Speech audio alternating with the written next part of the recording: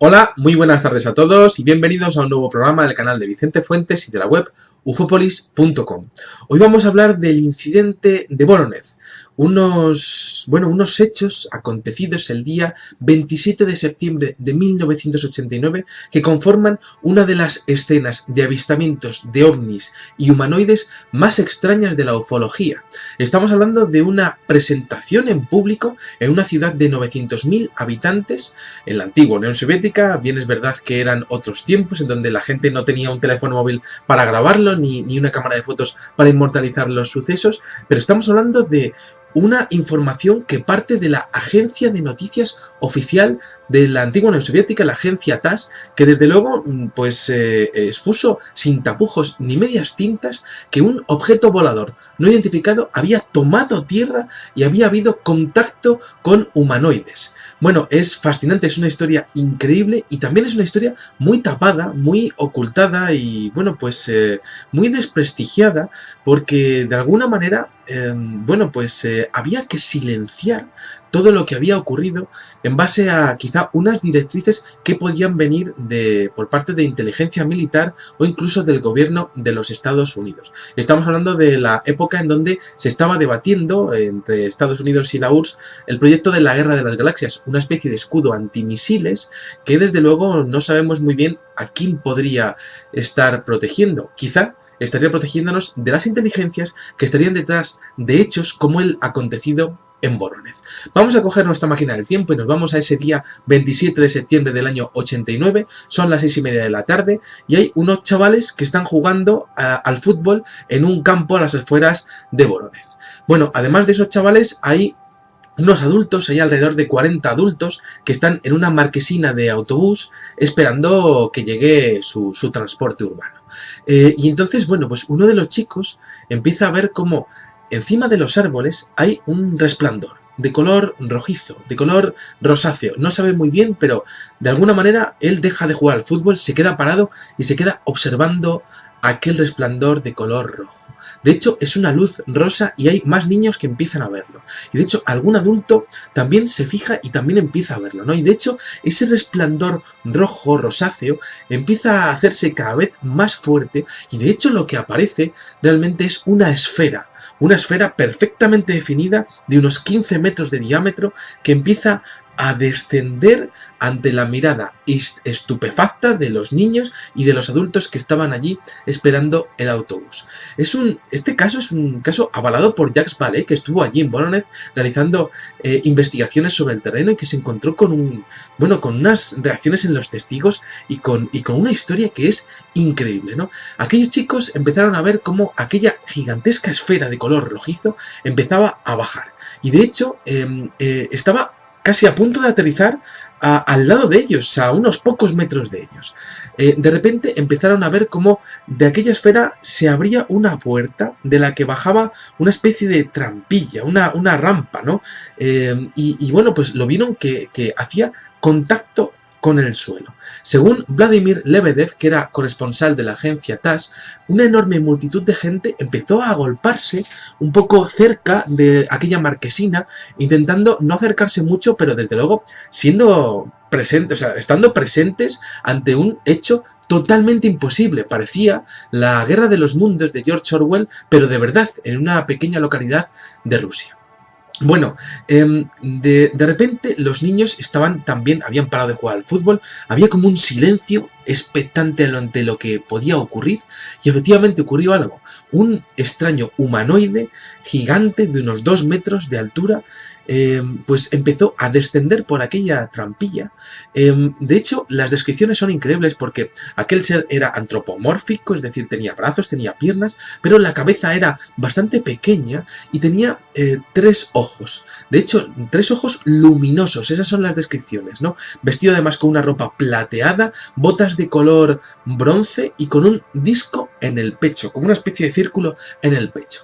Los ojos luminosos fueron descritos como muy blancos, blanquecinos, los que estaban a la derecha y a la izquierda, porque esto estaba formando como una especie de triángulo isósceles, y en el centro pues había un ojo que giraba, como si tuviese una pupila que giraba, un poco robótico incluso, ¿no? Como si estuviese escaneando el terreno.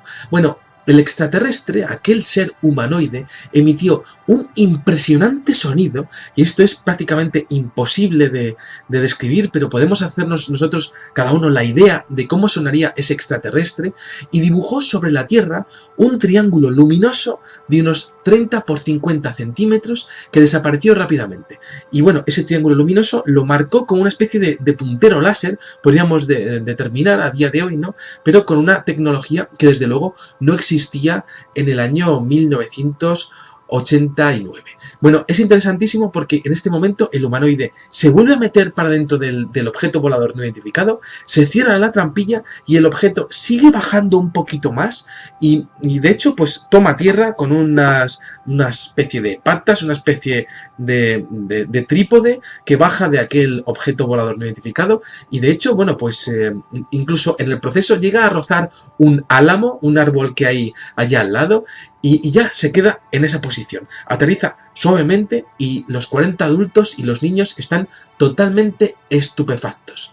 De repente, cuando apenas habían podido prácticamente pues digerir lo que había ocurrido, la entidad y otra parecida a ella vuelven a salir de la nave por la misma escotilla, por la misma abertura, y además van con un andar muy pesado. Los testigos hablaban de andar como si les costase la gravedad, ¿no? Como vemos algunas veces en las películas, cuando hay una gravedad mucho mayor que la que suele haber en tu planeta. Y además van acompañadas de algo parecido a un robot con botones en el pecho. Y esto es muy interesante porque es un robot como cuadrado, rectangular, más pequeño, que va entre ellos, ¿no?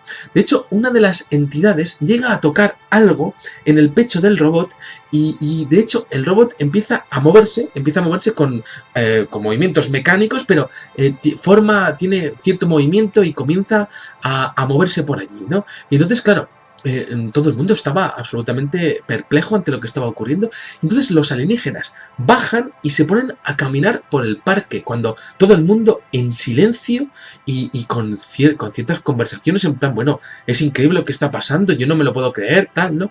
Bueno, pues, y de hecho, bueno, pues aquellos alienígenas empiezan a andar por el parque con un andar amenazante, y con el robot también entre ellos. De hecho, empiezan a examinar el suelo y al parecer comienzan a tomar muestras de tierra, ¿no? Que esto lo hemos visto muchas veces en el caso de Arthur Collier, lo hemos visto en diferentes encuentros en la tercera fase, ¿no? En los cuales los humanoides parece que toman muestras del suelo, muestras de tierra, y parece que se las llevan, ¿no? Es interesantísimo el hecho de que los alienígenas parecen que tienen como cierto lenguaje entre sí, se comunican, emiten sonidos entre ellos, y de hecho activan el robot de vez en cuando con toques, ¿no? Y como si estuviesen manipulando al robot tocándolo. Bueno, una entidad hizo sonidos que parecían ser órdenes, y de hecho de su pecho salió un rayo de luz que delineó en el suelo varios rectángulos luminosos, de la misma manera que se habían marcado antes el triángulo, pues en este caso serían rectángulos luminosos de otra vez de unos 30 por 50 centímetros. Esos rectángulos volvieron a desvanecerse después de un tiempo muy corto. Podemos imaginarnos cómo era la reacción entre la gente, que yo creo que nadie se podía tomar aquello a la ligera, ¿no? Todo el mundo estaba expectante y un poco aterrorizado, porque la visión de aquellos seres, todo el mundo decía que daba miedo. Todo el mundo que habló off the record, porque luego observaremos cómo el manto del silencio cayó sobre los testigos de este caso, ¿no? Entonces, bueno, durante el incidente uno de los niños no pudo aguantar la tensión y gritó de miedo. Y entonces una de las entidades lo miró y el niño se cayó al instante. Y de hecho se quedó inmóvil sin poder moverse, y incapaz de moverse, ¿no? Y bueno, pues los ojos de la entidad parecían emitir unos rayos de luz que parecían estar, haciendo parálisis en el cuerpo, en los movimientos, en los músculos de aquel niño, ¿no? Y entonces, claro, los espectadores comenzaron a asustarse tremendamente por aquello, ¿no? Algunos empezaron a llorar y a gritar del terror. Aquella situación de tensión, de terror, ¿no? Ante lo que había pasado con la parálisis de aquel niño, pues hizo que los alienígenas, aquellos seres, que por cierto la descripción es de 2,5 metros cada uno de ellos, pues se metieran para dentro del objeto volador no identificado y se cerrase la trampilla y se terminase prácticamente el encuentro en la tercera fase. Bueno, la gente empezó a hablar del tema, el niño se volvió a mover un poco, ¿no? Y el caso es que el objeto volador no identificado, aquella esfera roja, volvió a bajar a los 5 minutos. De hecho, volvió a salir uno de los alienígenas, de hecho volvió a tomar tierra, se volvió a abrir la trampilla, la gente volvió a remolinarse, otra vez están ahí, volvió a salir uno de los seres y de hecho esta vez venía ataviado con una especie de bastón, de cilindro, como el de una porra de un antidisturbios. Es que la verdad es que el caso es muy curioso, ¿no? Y bueno, era un tubo más o menos de unos 50 centímetros de largo y con ese tubo apunta a uno de los niños, a un chaval, a un adolescente de 16 años que está allí y lo hace desaparecer ante el espanto y el terror de toda la gente que está allí mirando. El chaval de 16 años desaparece. Este ser se vuelve a meter para adentro y en el momento en el que el ovni vuelve a ascender, el chico, como por arte de magia, vuelve a materializarse, vuelve a aparecer y bueno, pues prácticamente se le pierde de vista. No se vuelve a saber absolutamente nada de este chico, no hay entrevistas de ese chico, no hay... bueno, pues testimonios de nadie que le conozca. Es un auténtico misterio. El gran misterio de este caso casi es el paradero desconocido de aquel niño que era un adolescente que fue de alguna manera atacado por uno de estos seres en directo delante de más de 50 personas. Bueno, la nave, según Heinrich Silanov, jefe del laboratorio de geofísica de Voronezh, dejó una amplia depresión de unos 20 metros en el suelo, con 4 hoyos menores de unos 15-30 centímetros y una profundidad cada uno de ellos de unos 25 centímetros. Estamos hablando de un peso de unas 11 toneladas, ¿no? Según los cálculos que se hicieron, porque, claro, a partir de ese momento, llegaron allí cientos de científicos de diferentes partes de Rusia e incluso de la NASA para evaluar todo esto, ¿no? Y también entre ellos Jacques Vallée, el famoso investigador ovni francés Jacques Vallée. Bueno, según aquellos informes, resulta que Jacques Vallée expuso que las descripciones e incluso las huellas que había dejado aquel objeto volador no identificado coincidían plenamente con la gama de estimaciones alcanzadas por los científicos franceses que estudiaron marcas físicas durante la oleada sucedida en Francia y en Italia en 1954, en aquel año de los humanoides. Bueno, también se encontró en aquel terreno una misteriosa piedra de color rojo que no reaccionaba con el ataque de los ácidos. Esto no podía ser posible, ¿no? También se encontraron, una especie de metales, de trozos de metales, similar a lo que ocurrió con los fragmentos de Ubatuba que estuvimos estudiando hace poco en este mismo canal y que tampoco reaccionaban con ningún tipo de ácido. Es decir, eran materiales de naturaleza desconocida a nivel químico según nuestra tabla periódica, según nuestra ciencia. Bueno, según Vasilis Perezerev, un funcionario de la milicia local que estuvo allí investigando todo esto, resulta que expuso que este hombre acompañó a científicos de la sección de estudios de fenómenos anómalos de la ciudad que cavaron un hoyo de 35 centímetros de profundidad y 2,5 metros de diámetro y encontraron más escorias de ese metal que no reaccionaba con ese ácido. Y es muy, muy curiosa esa declaración porque había una sección de estudios de fenómenos anómalos. Es decir, en la antigua Rusia, en Voronezh, había una sección oficial del ejército ruso que se dedicaba al estudio de fenómenos anómalos. Estamos hablando prácticamente como de un Fox Mulder que estaría allí estudiando todo esto, ¿no? Bueno, es interesantísimo el hecho de que la agencia de noticias TASS listó los nombres de 3 testigos, 3 niños, habiendo allí más de 40 adultos, porque en todo momento se intentó hacer, hacer un desprestigio de todo esto, ¿no? Incluso sabiendo que había habido avistamientos del mismo ovni por parte de diferentes personas, de diferentes testigos, que los días 21 de septiembre, 23, 29 y también el día 2 de octubre, desde las 6 de la tarde a las 9 de la noche, habían visto este mismo objeto volador no identificado en el espacio aéreo de Voronezh, volando a baja altura. Incluso esto fue confirmado por la central de milicias, e incluso hubo más avistamientos de seres, involucrando seres más pequeños, de un aspecto de color verde grisáceo, del tipo casi reptil, y con un abrigo azul parecido a un impermeable muy suelto, ¿no? Prácticamente como lo que veíamos en los humanoides que veíamos en las bases militares del año 76 que protagonizaron incidentes de encuentros en la tercera fase, igualmente también aquí en España, ¿no? Bueno, resulta que los titulares de los periódicos, determinaban un caso que había sido estudiado por el Laboratorio de Geofísica de Voronezh. Y de hecho, un grupo de investigadores internacionales investigó las afirmaciones de los testigos. Aquellos testigos hablaron de manera independiente y se determinó que no había podido ser posible que se inventasen todos la misma historia con tal cantidad de detalles. No hubo discrepancias en la descripción de todas estas entidades, de los hechos que habían ocurrido, de los disparos, del momento en el que desapareció aquel chico, ¿no? Parecía que las versiones eran idénticas. Y también se descubrió un hecho curiosísimo, que es el hecho de que había radioactividad entre las 4 huellas que había, ¿no? Y claro, uno de los científicos, de hecho el jefe encargado del laboratorio de geofísica, un tal Silanov, pues descubrió que existía un elevado grado de radioactividad entre las huellas, pero no se aventuró a decir que había sido un ovni, sino que la radioactividad existía. Es decir, había miedo a la hora de afirmar que sí que había sido un ovni, porque evidentemente desde arriba había unas órdenes muy precisas de empezar a tapar todo esto.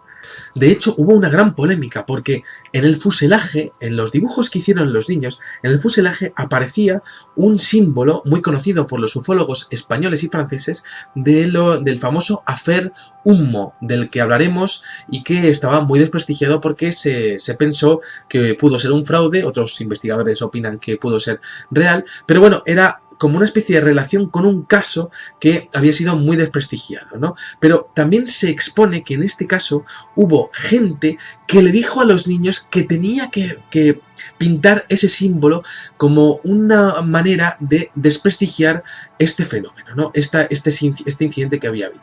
Luego hubo otras voces que hablaron de que la penuria económica de la antigua Unión Soviética pues había urdido una burda mentira para, pues de alguna manera, para desviar la atención de algún otro hecho que estuviese ocurriendo en la Unión Soviética en aquel momento, ¿no? Como si fuese una estratagema política. Luego, por otra parte, para restar credibilidad y sumar más confusión, se habló de que el corresponsal de la agencia TASS era un amante del vodka, ¿no? Como si ese hombre fuese un alcohólico y no, se hubiese inventado prácticamente esto, ¿no? El redactor jefe expuso ante otros medios de comunicación que no creía en su historia, ¿no? Y se intentó desprestigiar a la fuente, ¿no? De hecho, habiendo más de 50 testigos, solamente se les dejó hablar a periodistas españoles, franceses, italianos que fueron allí, con 3 de los niños. Y los 40 adultos se les marginó y de hecho se les prohibió comentar jamás nada del incidente. Podemos imaginarnos que bajo amenazas de muerte. Bueno, la actitud, por supuesto, de todo esto es ridícula, ¿no? Y poco rigurosa, ¿no? Pero bueno, el caso es que solamente se le dejó hablar a 3 niños, ¿no? Y los 3 niños, pues, hablaron de todo esto y hicieron sus dibujos, y además se les dijo qué es lo que tenían que dibujar con respecto a aquel símbolo de humo. Bueno, Hubo otro testigo, el teniente de policía Matereyev, que expuso ante las cámaras que también vio aquella tarde, en ese mismo parque, decía, yo os voy a comentar exactamente las mismas declaraciones, ¿no? Decía, yo estaba en el Parque Sur, cerca de la carretera, y vi un objeto volador a una altura de 200 y 250 metros. Su compañero añade, dice, se quedó a la misma altura sin moverse horizontalmente. Eso me interesó mucho porque no podía ser un globo meteorológico. Ahí está, ¿no? Ese objeto que muchos testigos decían que era enorme, y que, bueno, que también, bueno, pues venía acompañados de otros avistamientos de otros seres, como decíamos anteriormente, ¿no? Por su parte, Alexander Kutishev habló de los humanoides porque con el paso de los años hubo alguno de los testigos que intentó acercarse a decir algo de lo que había visto, ¿no? Y llegó a decir, con mucho miedo este hombre, que aquellos seres que aparecieron eran enormes, mucho más fuertes que nosotros. Eso es básicamente lo poco que ha conseguido trascender de toda la historia que se montó, ¿no?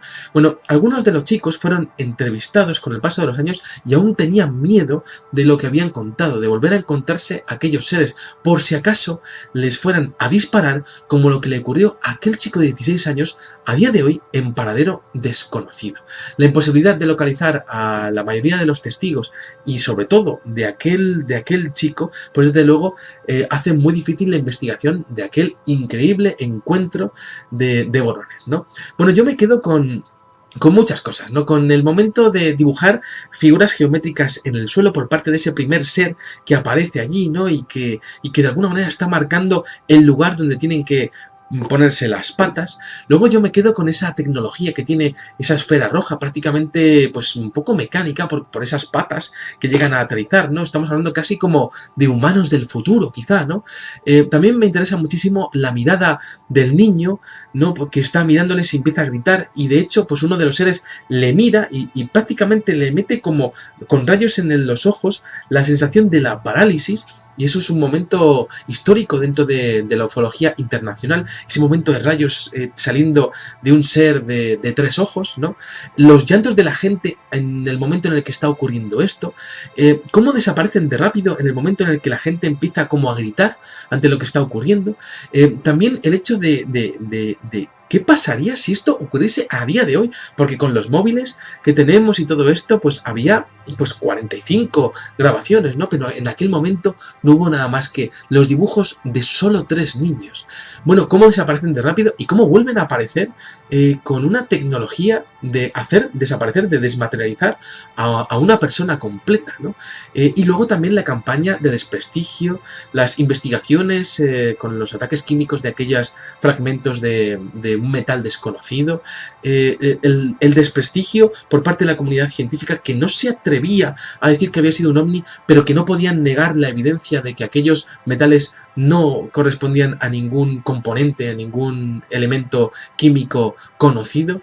Y bueno, pues de alguna manera, que tras estudiar el suceso, pues evidentemente algo inusitado, algo extrañísimo sucedió en la ciudad de Voronezh, pero las pruebas definitivas, y esto sí que me gustaría dejarlo como conclusión, sin ninguna duda, a día de hoy están en un archivador perdido en un almacén con una máxima seguridad a la hora de entrar y salir de allí en algún lugar de Moscú, y desde luego hasta que no haya una perestroika, una gran revolución, o quizá pues cuando haya una guerra nuclear y alguien pueda llegar allí sin que se disparen las alarmas y sin que haya ningún tipo de seguridad, quizás se encuentre con que la verdad de Voronezh es mucho más impresionante de lo que podemos hacernos a la idea solo con los testimonios, ¿no? Porque evidentemente tiene que haber grabaciones de radar, tiene que haber un seguimiento por parte de los militares rusos a los testigos, y por supuesto alguien tiene que saber algo sobre el testimonio de aquel chico que fue teletransportado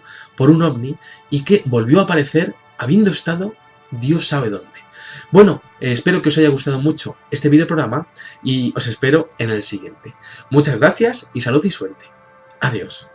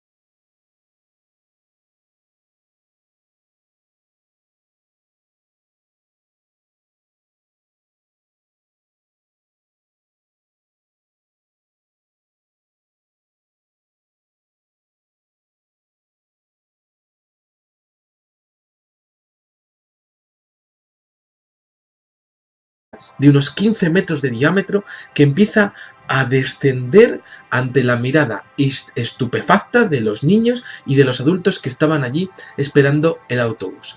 Este caso es un caso avalado por Jacques Vallée, que estuvo allí en Voronezh realizando investigaciones sobre el terreno y que se encontró con unas reacciones en los testigos y con una historia que es increíble, ¿no? Aquellos chicos empezaron a ver cómo aquella gigantesca esfera de color rojizo empezaba a bajar y de hecho estaba casi a punto de aterrizar al lado de ellos, a unos pocos metros de ellos.